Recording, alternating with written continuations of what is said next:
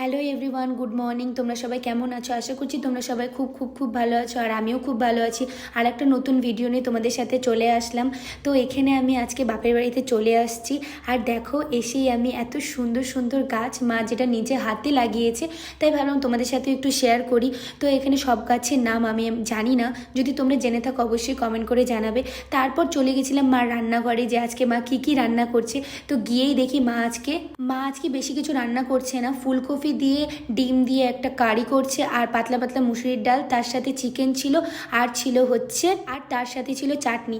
তো আমার তো ডিম খেতে খুব একটা বেশি ভালো লাগে না, কিন্তু তারপরেও মার হাতের রান্না সব কিছুই যেন খুবই অমৃত। ও হ্যাঁ, তার সাথে কিন্তু পাঁপড় ভাজাও ছিল।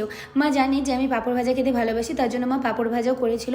আর এখানে মা আমার সাথে গল্প করছিল আর ভাত বেড়ে দিচ্ছিল, কারণ মা আজকে খাবে না, কারণ মার আজকে একাদশী ছিল। তাই মা আজকে একদমই ভেজ বলা চলে না, মা আজকে একদমই কিছু খায় নেই, শুধু হচ্ছে চা খেয়েছে। আর সন্ধ্যার সময় মা হচ্ছে খেয়েছিল তোমার ফল, আর তার সাথে ছিল হচ্ছে সুজি।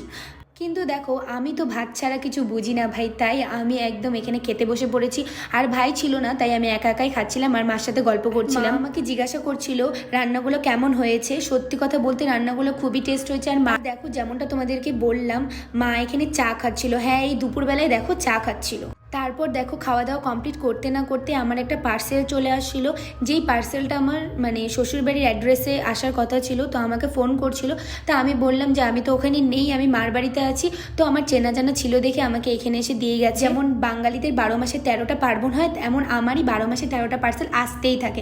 13টা বললে ভুল হবে, আরও তার থেকেও বেশি আসে। তো এখানে আমি একটা লিপস্টিক অর্ডার করেছিলাম, সেই লিপস্টিকগুলো চলে এসেছিলো। এখানে 12 পিস লিপস্টিক ছিল।